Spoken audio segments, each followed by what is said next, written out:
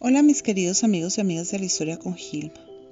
Hoy vamos a hablar del 3 de julio de 1810, fecha que es muy importante para nosotros los caleños y caleñas porque en ella conmemoramos nuestra independencia. Si bien es cierto que no era una independencia total, completa, absoluta de España, sí era un principio de determinación en relación a una causa que se daba en ese momento con respecto a el gobierno de la ciudad de Popayán, a la que estábamos nosotros adscritos. En efecto, Popayán fue desde siempre y hasta siempre una ciudad de blancos y tuvo sede de las autoridades de la gobernación que regía, entre otros territorios, en los del Valle del Cauca y concretamente a la ciudad de Santiago de Cali. La ciudad de Santiago de Cali, por el contrario, fue una ciudad desde siempre bastante mestiza, mulata, parda. Si bien es cierto que existieron élites blancas, no fueron las que dominaron en número, sí en cuanto a preponderancia y preeminencia social y económica.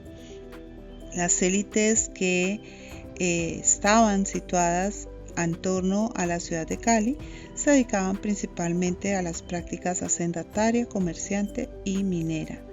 Estas tres prácticas estaban conectadas entre sí, de manera que miembros de las familias que tenían, digamos, la primacía, se dedicaban a las distintas facetas de una interconexión económica muy eficiente que les permitía, por ejemplo, tener en las haciendas no solamente ganado, caña, con su salida hacia los trapiches, sino también un lugar donde podían reproducir la mano de obra esclava, que después era desplazada hacia las minas, mientras que el sector comerciante retomaba lo producido en la región y traía, por otra parte, los productos de consumo para las mismas élites que venían mayoritariamente de afuera.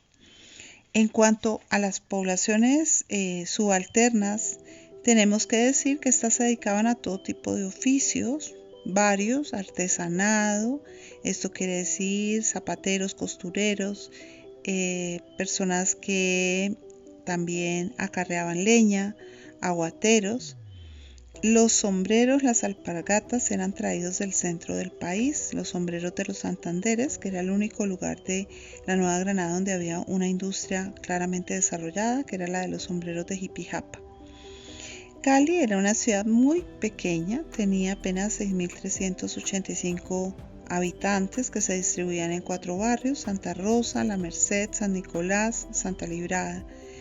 Se trataba de 1.153 familias ubicadas en 1.151 casas, de las cuales la mayoría eran de bareque y techo de paja, y solo unas cuantas, sobre todo las que estaban en la región de La Merced o el Empedrado, eran de pared de adobe y techo de teja.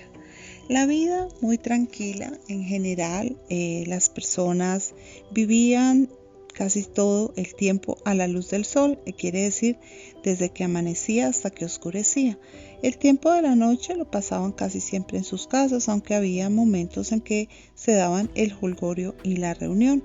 Eran muy aficionados al juego de gallos, al juego de naipes, que por lo general estaban muy regulados por las autoridades, así como lo estaba el abasto de carne, que solo podía tener lugar los días estipulados y que casi siempre eran los viernes. Esto se llevaba a cabo en la actual plaza de Caicedo, donde quedaba el lugar destinado al mercado. Las mujeres, los hombres andaban con una relativa libertad frente a otras ciudades de la época, y en ese sentido Cali era mucho más fluida y más móvil. Ya creo haberlo dicho, la mayor parte de la población era mulata, parda, mestiza.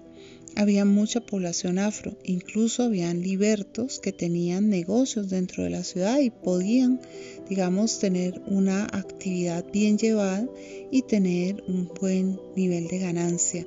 No podemos hablar de una movilidad social en términos contemporáneos, porque eso no estaba, digamos, abierto para la época.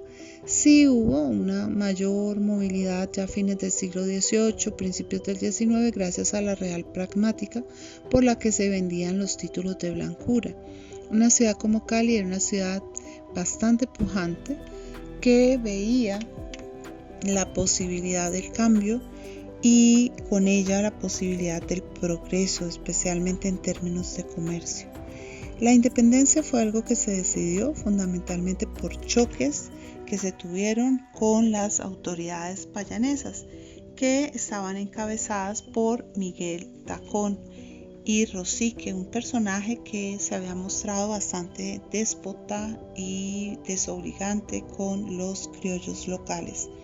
De manera que cuando el alférez real, don Joaquín de Caicedo y Cuero, recibió una carta de su tío, don José Cuero, quien era arzobispo de Quito, contándole de la rebelión que se había llevado a cabo en esta ciudad, la revolución por la cual se habían roto relaciones con España, don Joaquín de Caicedo le propuso al Cabildo de Santiago de Cali esa noche del 3 de julio de 1810 en la iglesia de San Francisco tomar una acción parecida, y ellos se determinaron a hacerlo. De este gesto surgirían después las ciudades confederadas que van a luchar durante el primer tramo de la independencia por un reconocimiento de sus condiciones igualitarias en relación con Santa Fe de Bogotá. Y bien, con estas palabras me despido, no sin antes desearles una muy feliz conmemoración de esta independencia y de todas las independencias, sobre todo de nuestra independencia como sujetos libres con vocación a pensar y hacer aquello que consideramos es mejor para nosotros y para nuestra sociedad. Nos escuchamos.